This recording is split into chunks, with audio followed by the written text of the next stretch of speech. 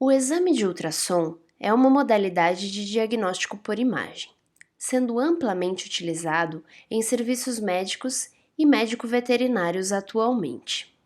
Compreender os princípios físicos que regem esse tipo de exame é importante para entender quais as situações em que ele pode ser utilizado e quais suas principais limitações. Neste vídeo, vamos abordar a física das ondas de ultrassom, a interação das ondas com a matéria e os artefatos ultrassonográficos que podem ocorrer em um exame. Vamos lá! Primeiramente, vamos falar sobre as ondas sonoras. O som se propaga em ondas e necessita de um meio para sua propagação, ao contrário das ondas de luz e de rádio. Geralmente, as ondas sonoras são descritas em termos de frequência, comprimento e velocidade.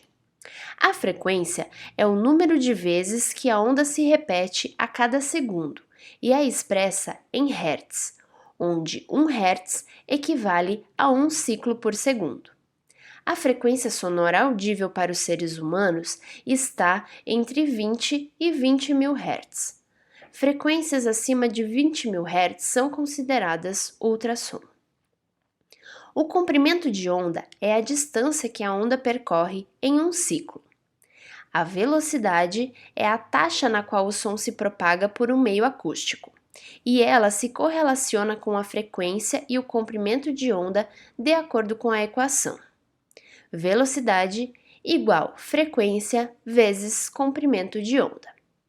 No exame de ultrassom, as frequências mais utilizadas são entre 2 e 15 MHz. O comprimento de onda é importante para a resolução da imagem. Como regra geral, a velocidade é maior em sólidos e menor em líquidos, sendo ainda mais baixa em gases, devido às diferenças de densidade física e rigidez dos diferentes meios de transmissão. Outro ponto importante na física do ultrassom é a interação das ondas sonoras com a matéria. E dessa interação temos a formação do eco, que é quanto determinada matéria reflete ou não a onda sonora que a atinge. A formação do eco depende da impedância acústica, que é o produto da densidade física do tecido e a velocidade do som através dele. As diferenças de impedância acústica entre um tecido e outro determinam quanto da onda sonora é refletido e quanto é transmitido ao segundo tecido. Conforme a onda sonora encontra interfaces teciduais de diferentes impedâncias acústicas, um reflexo é gerado. Apenas reflexos que retornam ao transdutor são usados para a formação da imagem. Mas o que é um transdutor? Um transdutor é um dispositivo que converte uma forma de energia em outra. No aparelho de ultrassom, os transdutores convertem corrente elétrica em ondas sonoras e vice-versa. Essa conversão ocorre em um cristal piezoelétrico. Ao receber uma carga elétrica, esse cristal se deforma e cria uma onda sonora. E ao receber ondas sonoras, os cristais produzem um sinal elétrico.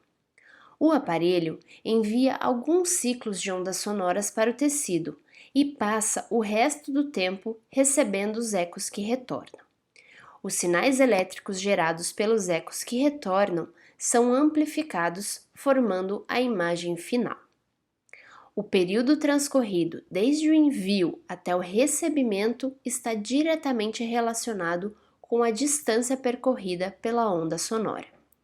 Como o aparelho assume uma taxa constante para a velocidade do som, a distância pode ser facilmente calculada. Existem transdutores de muitas formas e tamanhos, sendo que a sua seleção depende de suas propriedades físicas e das características anatômicas da região a ser estudada. Transdutores com pequenas superfícies de contato produzem imagens setoriais e são mais utilizados para a obtenção de imagens do tórax. Transdutores lineares geralmente têm superfície de contato maior e produzem imagens retangulares, sendo mais utilizados para a avaliação do abdômen. A escolha da frequência do transdutor também é essencial para a melhor realização do exame, já que ela está relacionada de maneira inversamente proporcional à profundidade de penetração da onda sonora. Portanto, transdutores de alta frequência são melhores para estruturas mais próximas à superfície, enquanto os de baixa frequência são melhores para estruturas mais profundas. Devido às características físicas da ultrassonografia, não podemos deixar de citar a ocorrência de artefatos, que são representações errôneas das estruturas, mas que nem sempre são indesejáveis e podem auxiliar na interpretação das imagens visualizadas. Os principais artefatos na ultrassonografia são sombra acústica, reforço acústico, reverberação e imagem em espelho. As sombras acústicas são regiões de ecogenicidade diminuída, distais às estruturas de alta refletividade.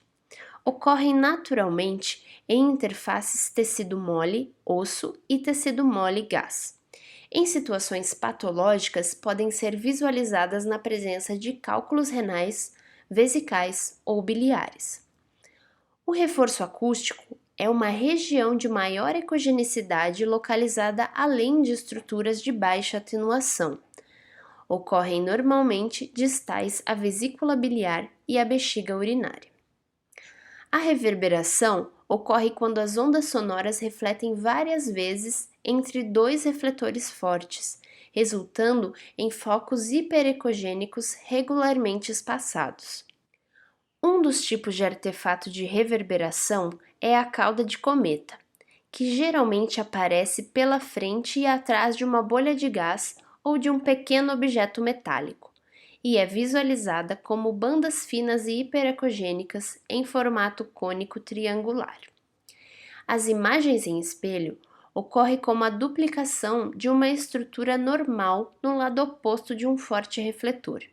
Esse fenômeno é observado mais comumente quando o fígado é avaliado junto à interface do diafragma-pulmão.